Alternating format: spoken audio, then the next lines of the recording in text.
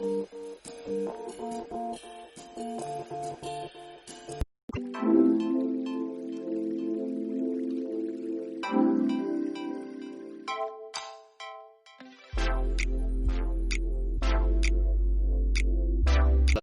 বন্ধু বান্ধৱীসকল, কৃষক সহায় ইউটিউব চেনেলত আপোনালোকক স্বাগতম জনাইছোঁ। আজি আমি আপোনালোকক দেখুৱাম যে ঘৰতে কিদৰে সহজ পদ্ধতিত কম খৰচতে আপোনালোকে মুৰ্গীৰ বাবে দানা প্ৰস্তুত কৰিব পাৰে। আপোনালোকে জানে যে যিবিলাক দানা আমি বজাৰৰ পৰাই কিনি আনো বা দোকানৰ পৰাই কিনি আনো, সেইবিলাক দানাৰ প্ৰতি কিলোৰ মূল্য প্ৰায় 40 টকা পৰে। আমি ইয়াতে দেখুৱাম যে আমি গডৰেজৰ দানাটো খুৱাই আছোঁ। গডৰেজৰ দানা এই বেগটো আপোনাৰ 50 কিলোৰ বেগ। এই বেগটোৰ মূল্য হৈছে 1880 টকা। তাৰ মানে প্ৰতি কিলোৰ মূল্য প্ৰায় 39 টকা আমাৰ বা 40 টকাৰ ভিতৰত এই দানাটোৰ মূল্য পৰি যায়। কিন্তু আমি আপোনালোকক দেখুৱাম যে আমি কেনেদৰে সহজ পদ্ধতিত কম খৰচতে আপোনালোকক আমি দানা প্ৰস্তুত কৰি কিনে মুৰ্গীবিলাকক খুৱাই আছোঁ। আমি যি অনুপাতেৰে এই দানা প্ৰস্তুত কৰিম সেইবিলাক আপোনালোকক এটি এটিকৈ দেখাইছোঁ। এয়া হৈছে ধানৰ যিটো মল, আমি মল বুলি কওঁ, কিছুমানে ধানৰ ভুচি বুলি কয়। এইটো আপোনালোকে মিলৰ পৰা কিনি আনিব পাৰে। ইয়াৰ প্ৰতি কিলো প্ৰায় 4 টকা বা 5 টকা পৰে। তাৰপিছত এইটো হৈছে গমৰ গুড়ি, আমাৰ যিটো মাকৰ গুড়ি বুলি কওঁ, মাকৰ গুড়ি। এইটো মাকৰ গুড়িৰ প্ৰায় কিলো 20 টকা পৰে। তাৰপিছত এইটো হৈছে আটাৰ গুড়া, এইটোৰ কিলো প্ৰায় আপোনাৰ 30 টকা পৰে। তাৰপিছত ইয়াতে আমি ভিটামিন দিছোঁ, এইটো কেলভিট গ'ল্ড, তাৰপিছত এইটো হৈছে অচমিন, তাৰপিছত এইটো হৈছে ভিমাৰেল।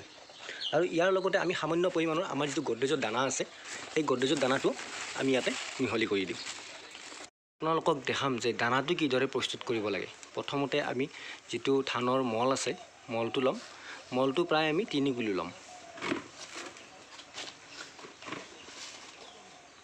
আমাৰ মলটো হ'ল 3 কিলো। এতিয়া আমি দানা ল'ম প্ৰায় 1 কিলো। যিটো গডৰেজৰ দানা আছে, এই দানাটো ল'ম প্ৰায় 1 কিলো। তাৰপিছত আমি ল'ম যিটো মাকৰ গুড়ি প্ৰায় 0.5 কিলো ল'ম।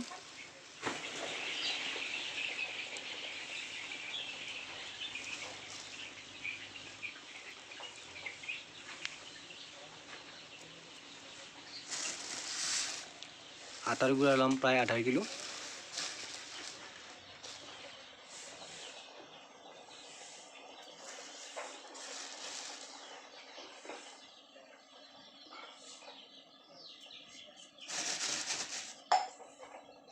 তাৰপিছত আমি ল'ম কেলভিট গ'ল্ড প্ৰায় 100 গ্ৰামমান ল'ম আমি।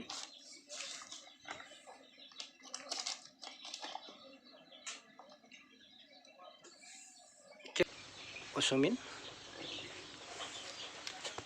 আমি প্ৰায় ইয়াৰে 20 ml মান লৈ ল'ম।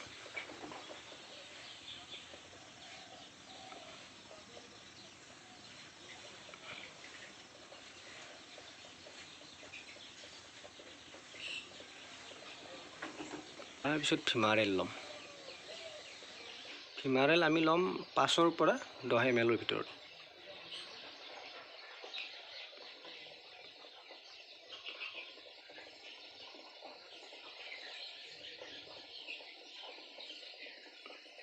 আমি 5 ml লৈ লৈছোঁ ইয়াতে। এতিয়া আমি এইখিনি প্ৰথমতে ভালদৰে মিক্স কৰি ল'ম।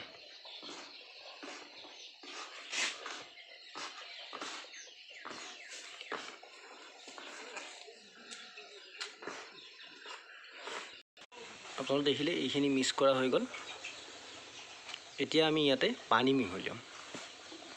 পানীটো আমি এনেদৰে মিহলিয়াম যাতে পনীয়া নহয়, এইটো আঠা হৈ থাকে।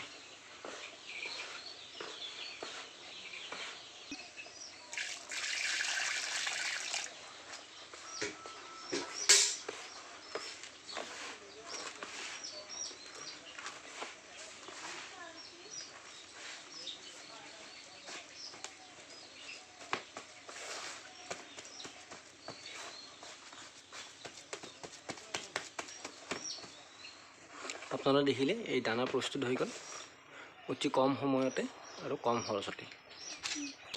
ইয়াত দেখিছে দানা হৈ গ'ল কেনেদৰে এই পোৱালি মুৰ্গীবিলাকে কেনেদৰে দৌৰি দৌৰি আহিছে খাবৰ কাৰণে।